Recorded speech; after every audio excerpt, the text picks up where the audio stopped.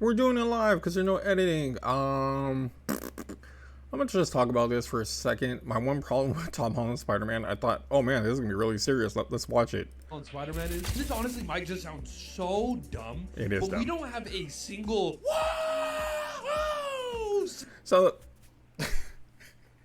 being bugged by that's kind of funny. I actually think that's kind of corny, the woohoo thing.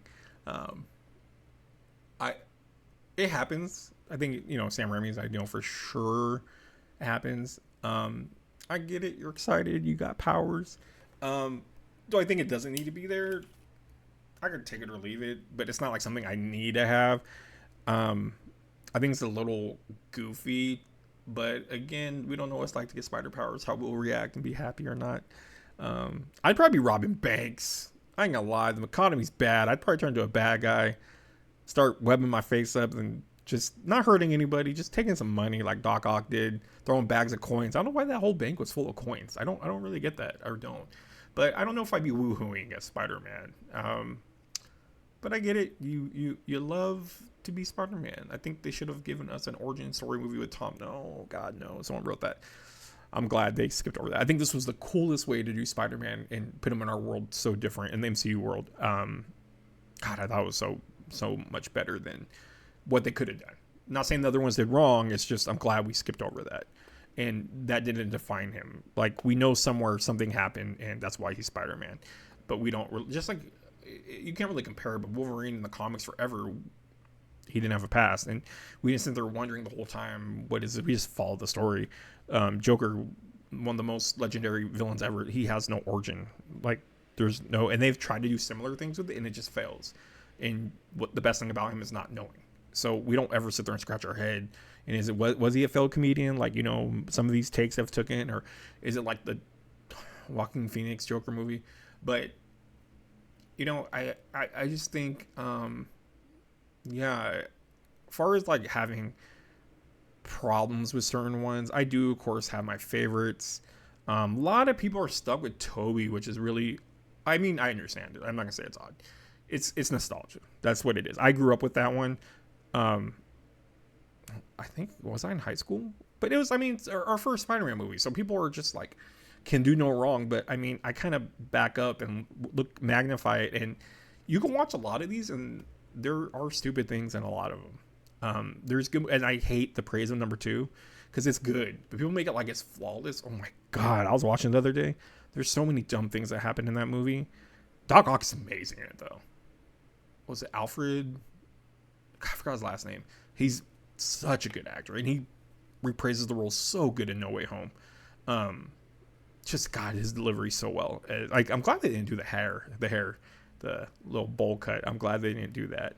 But yeah, I again going with the woos and not having them. I don't think it's a trademark of Spider-Man. Someone said I think in No Way Home they all do the woohoo scream at the Statue of Liberty when they organize their attack and jump together. I don't think so. Could be wrong. See, that is an absolute There were no Spider-Man swings after the staple. bite of And I Tom don't know if Holland. that I was guess started that by makes Sam sense. Raimi and Tobey Maguire, Toby but now comic it feels like accurate? a staple that needs to be in every single Because he's been at it Spider-Man long movie. We while. haven't Why, gotten why with his Oh, last I few years guarantee now it'd be he'll do more? like a woohoo here. True. Guaranteed. That He always did. that makes sense actually. He don't need to copy everything. See, okay, there's a low scream. There it is again. Or like when he figures out that he has Bro, he's a powers modern in day the first team. He place. most Look. likely to make a cell phone video than to do that. Well, that's true. We are in different times than that Spider-Man. It was cool in the beginning of Homecoming that we saw like the whole lead up to Civil War. He's like recording everything and stuff, and that's what a 16-year-old would do. That's you wouldn't even care about your secret identity at that moment. You probably wouldn't even think about it because you're just a teenager and not thinking about with great power comes great responsibility. Somehow it was in there. He mentions it differently, but he knows he has power and he has to do the right things, which he does. He wouldn't be me and robbing banks to not hurt anyone, just to take coins like Dr. Ock did and Dr. Octopus did in Spider-Man 2.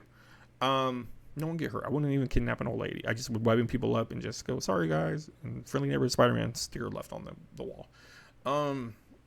The ending of Far From Home. Someone played it. Is he gonna woohoo in that?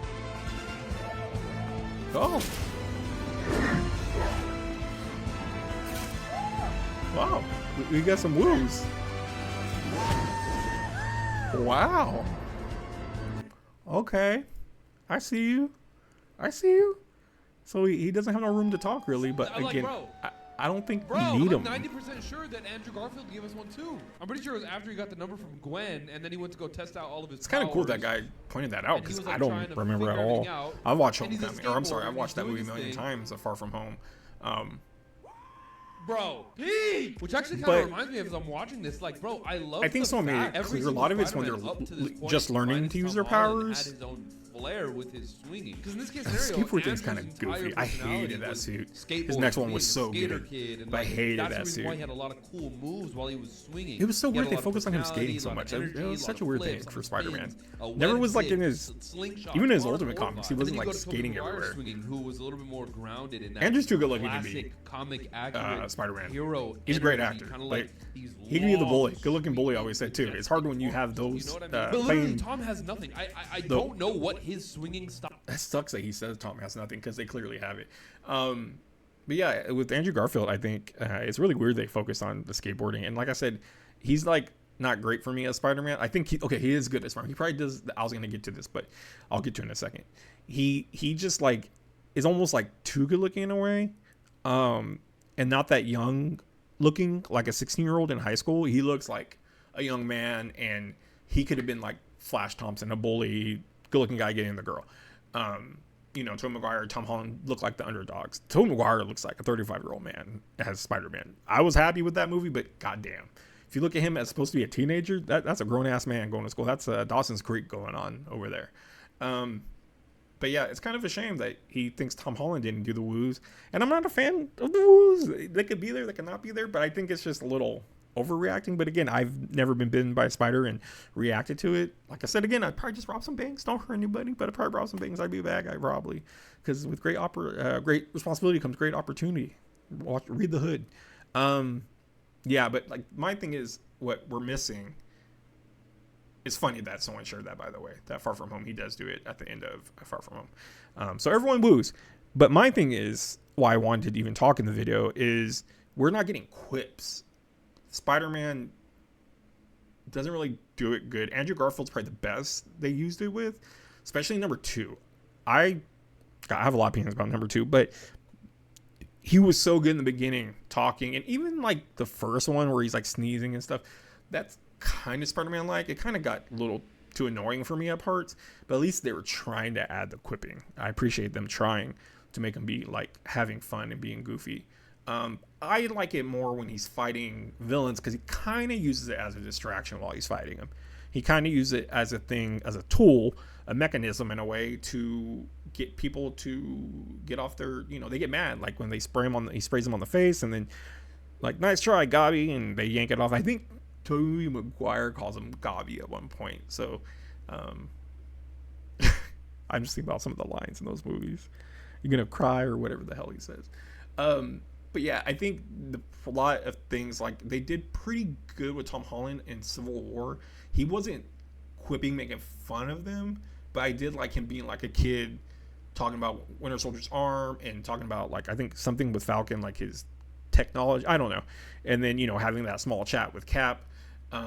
It seemed very teenager like you're fighting these people and you're just in awe of all these other things that are happening around you.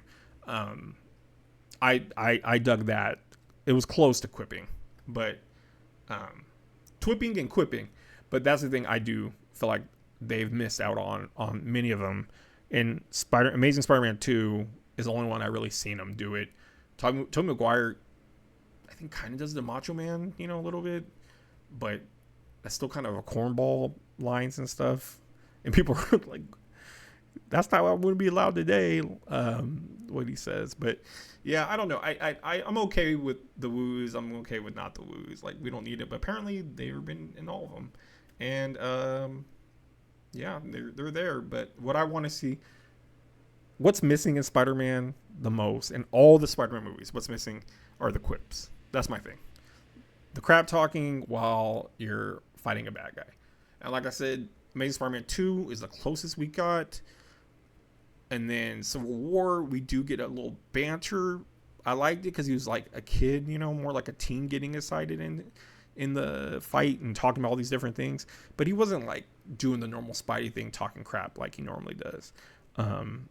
And that's when, like, if you watch the anime series, they do really corny stuff with it, but they make sure he does it all the time in every fight. I wouldn't want the cornball stuff. Calling Goblin Gobby, like, that's just stupid. You know, I do like that.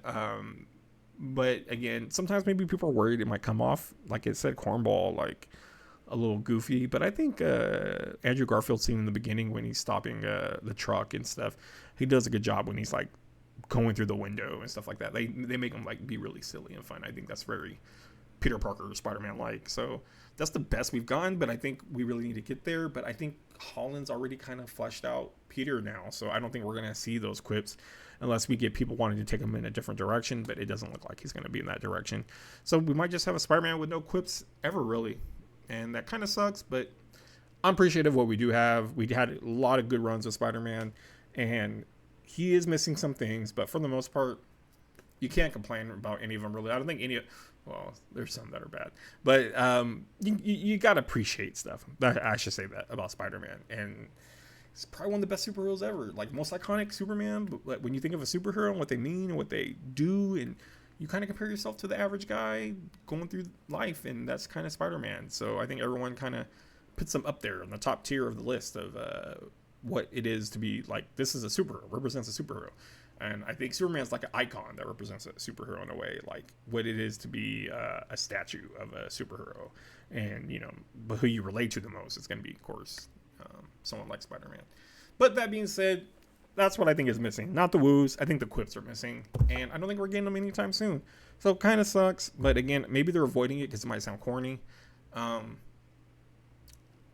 Holland does talk a lot, which I don't mind, but it's more so not making jokes. And maybe they want to do it like that. Like, he talks while he's fighting, but he's not slamming them, really. He's just saying things as he's fighting. And he is awkward. I do like the awkwardness, like when he's talking to